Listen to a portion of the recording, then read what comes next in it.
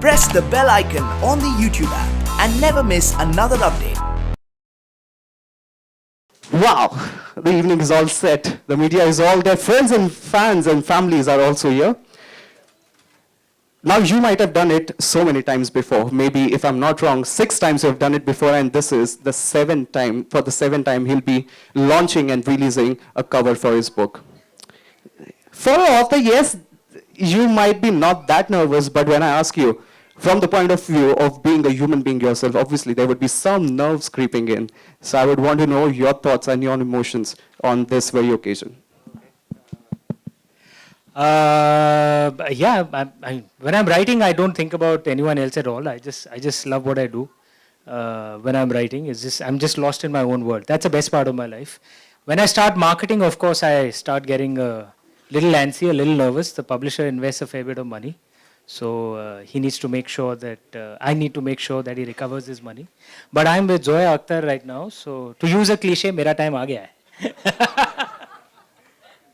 I would maybe slightly change it. Aapka time to kab ka aa chuka hai, boss.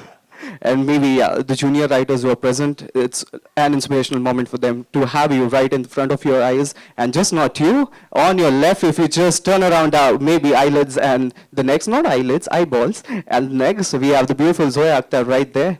So Zoya, for you, I'm going to be calling you Zoya. Yeah, thank you for that. So permission granted. So Zoya. No, Zoya ji. Zoya ji. Hey, I'm pulling your leg. No, come on, you're making me nervous now. What do I call you? Zoya, of course. So Zoya, you've been to any of the launches before, any of the cover releases before? If not, then if this is the first time of yours, what are your thoughts right now and being present with the author himself besides you? I would really want to know from you. The way things work in the universe. So I was shooting my second film, Zindagi Na Milegi Dobara, which was in 2010, and I kept hearing murmurings of a book called Immortals of Meluha, which had released that year. And everybody was talking about it. We came back, I finished, I was editing, I read the book. And I was like, in my head, I had already started making the film. I had already cast Hrithik Roshan, Mishiva, all this was happening. And I, much later, realized that there was already cat fights all over the industry for the rights. The month, I don't know if you know this, but the month that Zindagi released, you released your second book. Really? Yes, Secret of Nagas. It was the second book, July 2011. We released it in the same month, and that's when we met, post that at FICCI.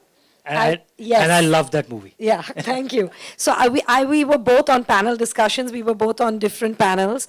And that's the first time I met him. And I was with my CA agent who also knows him. And they were like, you have to meet Amish. And I was like, yes, I do. And then I met him and I was like, so does anyone have the rights? And he was like, yes. And I was like, okay. So this time when I got called, I have to say, haven't started reading the Ramchandra series. I'm going to binge it. Now that the third one's coming out, I'm going to start. I've just been gifted both by him. And I'm coming in a little early this time to territory. Yeah. Beautiful. So actually, you've answered me one of the questions I was planning to ask you later on. But since that you have already mentioned that you had read the first book of the Shiva trilogy, I believe you have read all 3, the entire trilogy. So it won't be wrong to ask, which is your favorite amongst 3? Is it to decide? I think to me, the first one, because it just took me in. So I think it was the first one that just sucks you. The second one, they're very strong books, and but I would say the first, the setup for me. Yeah. Brilliant. So before going to the main event and unveiling the most anticipated launch of the cover of the book 3 of the series, Ramchandra series, there's one quick question to be asked. Like, you've been always mentioning that you're just the mediator. It's Lord Shiva who indulges all the thoughts in him, and he just tries to immaculate or just copy-paste inside his system. So was it anything different this time, or you were still blessed writing something about Ravana that is we are about to look forward to? It's even it's not just among ancient Indians, even among ancient Greeks, for example, what we call a muse, right? The ancient Greeks believed that the muse was also a goddess, right?